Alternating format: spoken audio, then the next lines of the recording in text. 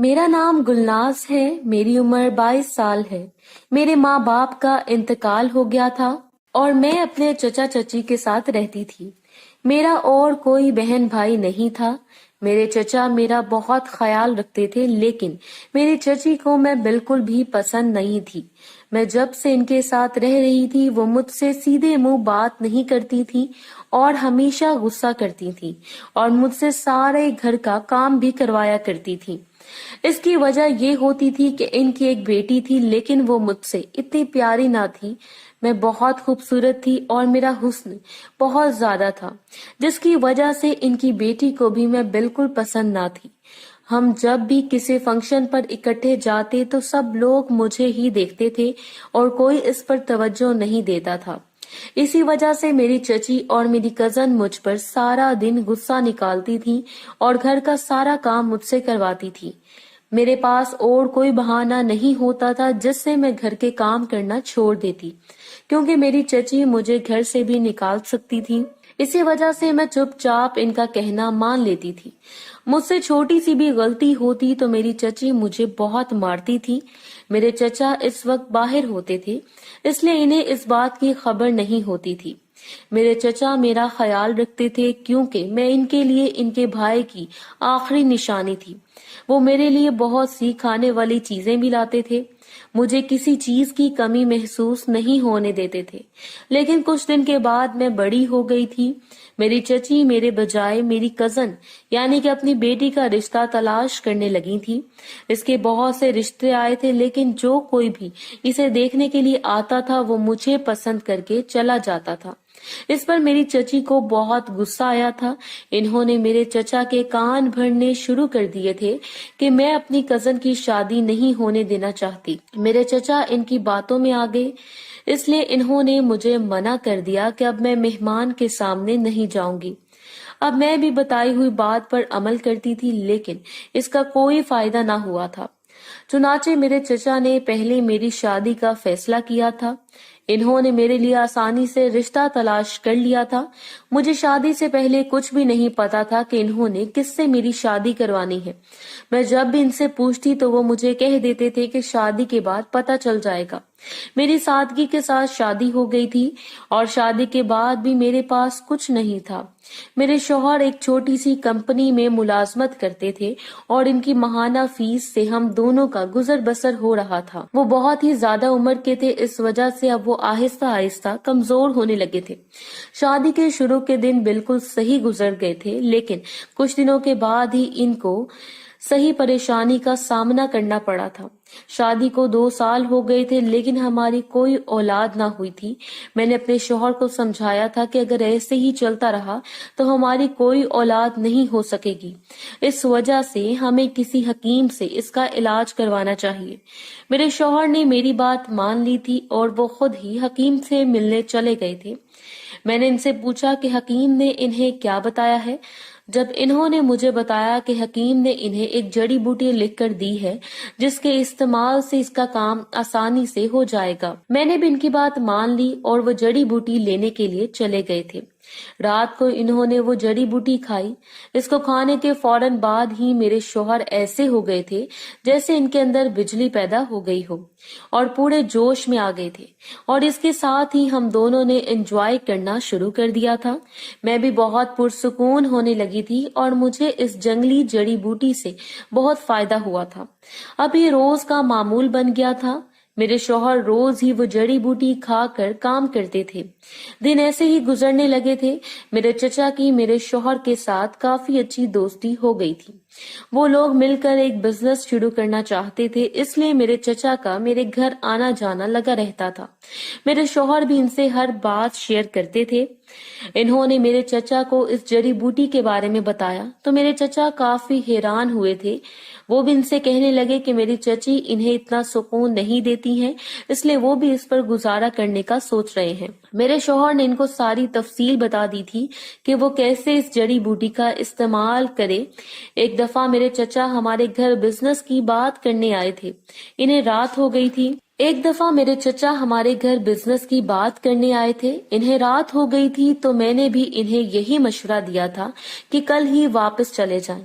میرے شوہر نے بھی انہیں کافی روکا تھا لیکن وہ کہنے لگے کہ رکنے کا کوئی فائدہ نہیں ہے اس لیے وہ واپس ہی جائیں گے. جب میرے شوہر نے ان سے کہا کہ رکنے کا ایک فائدہ ہے اور وہ یہ کہ وہ میرے چچا کو جڑی بوٹی کا استعمال سکھا دیں گے.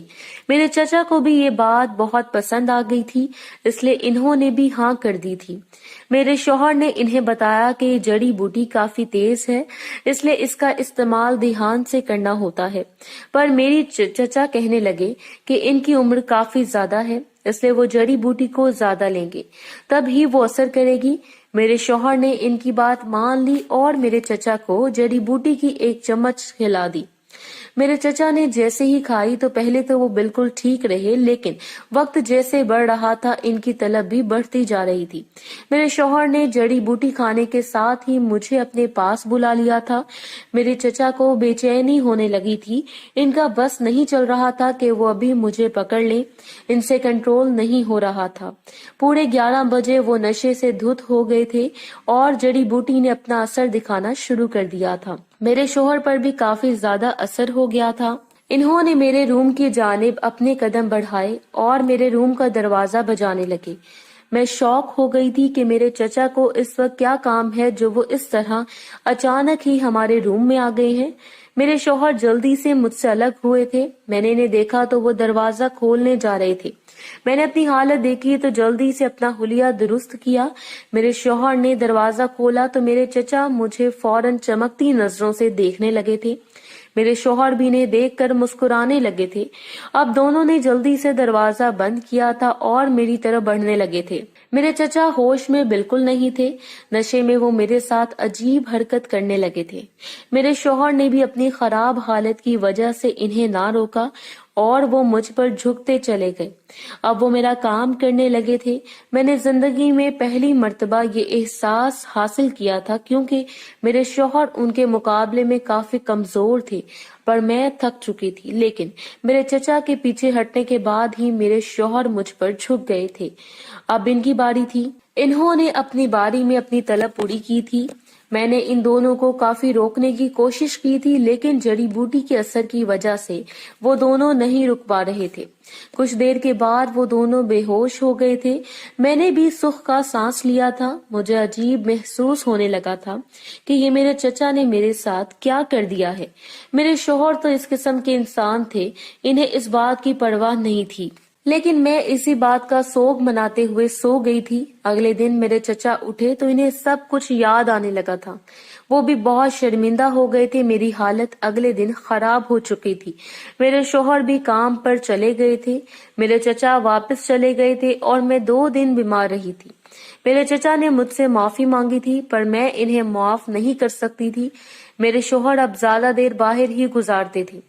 میرے چچا نے جب یہ بات نوٹ کی تو انہوں نے مجھے اپنے پاس واپس بلا لیا تھا. میں ان کے پاس نہیں جانا چاہتی تھی پر انہوں نے میری بہت منتیں کی تھی تو میں بھی ان کی بات مان گئی اور واپس چلی گئی تھی. میں ان سے بہت کم بات کرتی تھی. میرے شوہر نے پیچھے سے میری خبر نہ لی بلکہ وہ بھی خوش ہو گئے تھے کہ میں واپس چلی گئی ہوں. اس طرح ان پر کوئی ذمہ داری نہیں ہوگی. میرے چچا نے مجھے تسلی دی کہ وہ میرا سارا خرچہ اٹھائیں گے.